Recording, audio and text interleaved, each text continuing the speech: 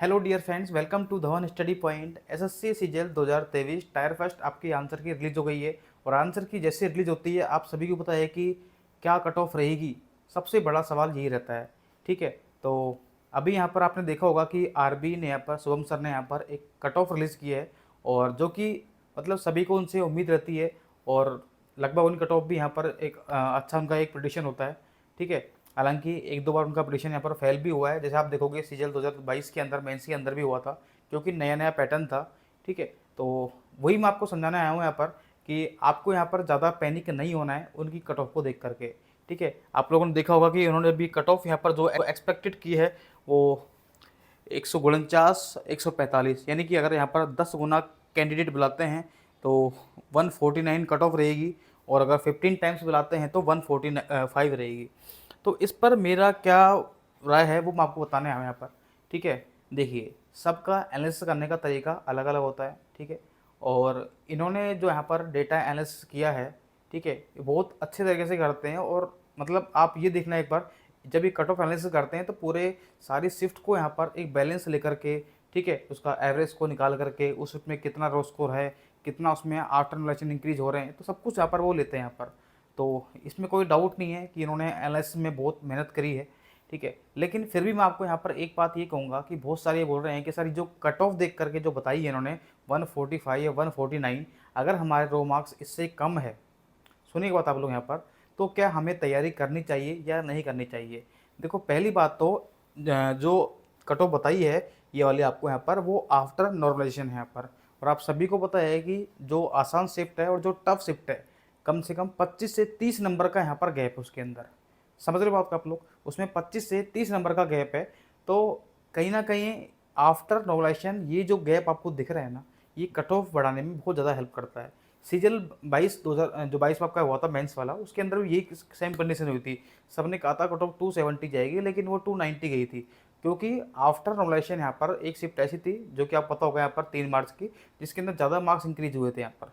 ठीक है, तो अभी आपको क्या करना, देखो मैं आपको एक छोटे भाई की तरह समझा रहा हूँ यहाँ पर। कट ऑफ क्या रहेगी क्या नहीं रहेगी वो मैं आपको एक बार बता दूंगा आपको। ठीक है, अभी देखिए मैंने जो यहाँ पर एनालिसिस किया था वो किया था मैंने आईक्यू रैंक के हिसाब से। और आईक्यू रैंक पर आपको पता है कि जो डेटा है वो 1 लाख से ज़्यादा स्टूडेंट ने पार्टिसिपेट किया था। ठीक है, और उसके बाद फिर मैंने यहाँ पर एक स्टूडेंट का यहाँ पर देखो, आप देखोगे यहाँ पर जब मैंने यहाँ पर एनालिसिस किया था। ठीक है, तो ये सारी शिफ्टों को मैंने बताया भी था आपको कि कौन सी शिफ्ट का कितना एवरेज है, कौन सी टफ शिफ्ट है। ये रेड वाली आपकी टफ शिफ्ट का नंबर है, आपके फर्स्ट नंबर पे सबसे टफ कौन सी है। ठीक है, और फिर मैंने आपसे कहा था कि जो सबसे टफेस्ट शिफ्ट है वो आपकी 26 जुलाई की शिफ्ट फर्स्ट थी, जिसका रो स्कोर ही एवरेज आ रहा है 101 मान सकते हैं आप लोग उसको यहाँ पर। और जो सबसे आसान शिफ्ट थी उसका रो स्कोर यहाँ पर 128.40। तो आप देखो कि लगभग 27.4 का यहाँ पर डिफरेंस आ रहा है। ठीक है, तो जितना ज़्यादा नॉर्मलाइजेशन उतनी ज़्यादा कट ऑफ, ये बात आप लोग ध्यान रखना। ठीक है, अब ऐसा तो है नहीं कि सभी शिफ्टों में इतने नंबर बढ़ेंगे आपके। कुछ शिफ्ट ऐसी होंगी जिनके अंदर 1 नंबर बढ़ेगा, किस शिफ्ट में आपके 5, किसी में 10, किसी में 15, वो डिपेंड करता है यहाँ पर। तो ये जो डेटा मैंने यहाँ पर लिया था, उसके बाद फिर मैंने यहाँ पर एक स्टूडेंट का मार्क्स भी लिया था कि सबसे जो आसान शिफ्ट है उस स्टूडेंट के यहाँ पर 133 नंबर आ रहे थे। और उसका आप देखोगे तो यहाँ पर 56,000 के बाद आफ्टर नॉर्मलाइजेशन यहाँ पर उसकी रैंक आ रही थी 1 लाख में से। तो सीधी सी बात है भाई कि अगर यहाँ पर वो 10 गुना विद्यार्थी बुलाते हैं तो भाई इस विद्यार्थी का सिलेक्शन के चांस बहुत कम है यहाँ पर। ठीक है, तो मैं यही कह रहा हूँ कि 133 आ रहे हैं तो 140 से कम तो यहाँ पर, मतलब 135 से कम तो यहाँ पर कोई चांस है नहीं। 137 38 के आसपास तो कम से कम नंबर आपको चाहिए। अब ये कहना है कि सर कट ऑफ अगर आपको ज़्यादा जाती है, तो मैंने आपको कट ऑफ बताई थी ये वाली। ठीक है, मेरे अकॉर्डिंग कट ऑफ ये थी, जनरल की 135 से 140, ओबीसी की 133 से 137, ईडब्ल्यूएस की 130 से 134, एससी की 110 से 115 और एसटी की 103 से 107। ठीक है, अब यहाँ पर जो आपको ये कट ऑफ दिख रही है 149 145, इसको देख करके आपको पैनिक नहीं होना है। उसका रीज़न मैं आपको समझाता हूँ यहाँ पर। देखिए एक बार, सपोज करिए आपने यहाँ पर तैयारी चालू नहीं करी। ठीक है, आपने सोचा कि कट ऑफ तो जा जाएगी और आप सोच रहे हैं कि अब मेरा सिलेक्शन तो होना नहीं है, तो मैं तैयारी करी क्या करूँगा मेंस की यहाँ पर, है ना। जब प्री आएगा 2024 वाला, उस टाइम मैं तैयारी यहाँ पर स्टार्ट करूँगा। यहाँ पर मैं आपको एक छोटे भाई की तरह समझा रहा हूँ। ठीक है, देखिए तो आप क्या करोगे फिर, अभी आप लोग तैयारी बंद कर दोगे यहाँ पर, समझ रहे हो बात का आप लोग। और फिर आप तैयारी चालू करोगे 2024 का, जब फॉर्म वॉर्म भरेंगे यहाँ पर तब आप लोग तैयारी चालू करोगे। याद रखना उस टाइम भी आपकी वही कंडीशन होगी जो आपकी अभी कंडीशन है, क्योंकि आप लोग यहाँ पर बीच में गैप ले लोगे यहाँ पर। तो वही आपकी कंडीशन आ जाएगी जो अब आपकी हो रही है, वही आपकी 2024 में रहेगी। तो फिर आपने इम्प्रूवमेंट कहाँ किया? आप तो वहीं के वहीं रह गए यहाँ पर।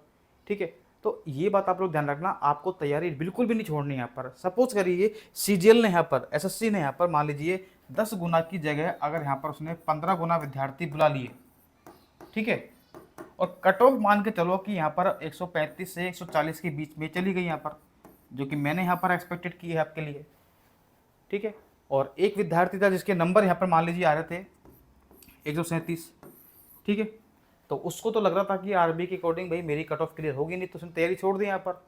एक स्टूडेंट था उसके भी इतने नंबर आते, उसने तैयारी चालू कर दिया। तो आप खुद ही सोचिए आप में से आगे कौन होगा यहाँ पर। ठीक है, तो याद रखना आपको तैयारी बिल्कुल भी नहीं छोड़नी है। सपोज करो आपकी कट ऑफ निकल गई और रिजल्ट आने के बाद में आपको मुश्किल से मुश्किल 1 महीने का भी टाइम नहीं मिलेगा। आप चाहे सीजीएल मैन 2022 उठा के देख लेना आप लोग। ठीक है, तो उस टाइम आपके पास में पछताने के अलावा कोई लाभ नहीं रहेगा। इससे अच्छा है कि आप लोग अभी से तैयारी करते रहो। आप लोग सिलेक्शन हो जाए तो बहुत अच्छी बात है, आपका मेंस निकल जाएगा। और सिलेक्शन नहीं भी होता है तो वो जो आपकी तैयारी है ना कंटिन्यू वाली, आप सीजीएल 2024 में जो स्टूडेंट बैठेंगे ना उनसे हमेशा आप लोग आगे रहोगे अगर आप तैयारी कंटिन्यू रखोगे तो। वरना आप तैयारी बीच में छोड़ दोगे, सीजीएल के फॉर्म भरेंगे तब आप तैयारी वापस से स्टार्ट करोगे। जो नए स्टूडेंट आएंगे और आप जो हैं यहाँ पर, उनमें कोई फ़र्क नहीं होगा। जो आपकी कंडीशन आपकी अभी है वही आपकी रहेगी यहाँ पर। तो लाइफ में स्ट्रगल आते रहते हैं। मेरे पास बहुत सारे स्टूडेंट के मैसेज आते हैं, सर मुझे 2 साल तैयारी करते हो गए, मुझे 3 साल हो गए, मैं क्या करूँ, मैं डिप्रेशन में आ रहा हूँ। तो भाई मैंने भी बहुत ज़्यादा स्ट्रगल किया है। ठीक है, 2017 में तैयारी करना स्टार्ट किया था, 2023 के अंदर मुझे जीएसटी इंस्पेक्टर पोस्ट मिली यहाँ पर। अब ऐसा नहीं है कि मैंने तैयारी की है। आपको पता होगा, दो शायद नहीं बताओ, बताता आपको मैं, 2020 और 2021 के अंदर तो मैंने सीजीएल का फॉर्म लगाया ही नहीं था। ठीक है, और दिक्कत ये थी कि मैं प्राइवेट जॉब भी करता था तो टाइम कम मिलता था। तो बहुत सारी मेरे साथ भी कंडीशन थी यहाँ पर, थोड़ा सा डिप्रेशन में भी आया था मैं भी यहाँ पर। लेकिन वहाँ से निकल करके मैंने तैयारी कंटिन्यू रखी यहाँ पर और उसी कारण मेरा सिलेक्शन हो गया। याद रखना, आप सक्सेस हो गए ना तो ही आपकी सक्सेस की स्टोरी आप लोग सभी लोगों को सुनाओगे और वो सुनेंगे भी। लेकिन अगर आप फेल होकर के आप लोग अपनी फेलियर की कहानी सुनाओगे तो कोई भी इसमें इंटरेस्टेड नहीं लेगा। क्यों नहीं लेगा? आपको पता है भाई, फेल हो गए आप ये बोलेंगे भाई फेल की क्या कहानी सुने, भाई फेल तो पास तो वही नहीं है। और अगर आपने चाहे 10 बार आप फेल हो गए, एक बार सक्सेस हो गए, तो आपकी वो सक्सेस स्टोरी सुनने के लिए आपकी फेलियर की स्टोरी भी वो सुनेंगे। ठीक है, इसलिए तैयारी नहीं छोड़नी आपको। मैं आपको छोटे भाई तरह समझा रहा हूँ, कट ऑफ क्या रहेगी क्या नहीं रहेगी इस पर कोई चर्चा नहीं होनी चाहिए। आपको बस अपनी तैयारी करते रहना चाहिए। कोई भी आपको सजेशन हो तो आप लोग मुझे यहाँ पर इंस्टाग्राम जो मेरी आईडी है, आप लोग मुझे यहाँ पर मैसेज कर सकते हो। मैं आपको बहुत अच्छे से गाइडेंस भी कर दूँगा आपको। और मैं आपके लिए एक वीडियो बनाऊंगा आपके लिए, कंप्यूटर कहाँ से पढ़ें, कैसे पढ़ें, इंग्लिश में आपको कैसे इंप्रूव करना है। ठीक है, मैथ्स रीजनिंग में क्या पढ़ें हम लोग, ज़्यादा फालतू नहीं पढ़ना है आपको। तो सारी वीडियो मैं आपके लिए बना दूंगा, कोई दिक्कत नहीं। जो भी मुझसे हो पाएगा मैं आपके लिए वो करने की कोशिश करूँगा यहाँ पर। ठीक है, तो बिल्कुल भी पैनिक ना हो कट ऑफ देख करके। आप ये मान के चलो कि आपके स्कोर आ रहा है, आपको लग रहा है कि ठीक ठाक है, इसे 30 प्लस आपके नंबर आ रहे हैं, तो आपको तैयारी करनी चाहिए मेरे अकॉर्डिंग। तो बाकी होगा जो देखा जाएगा।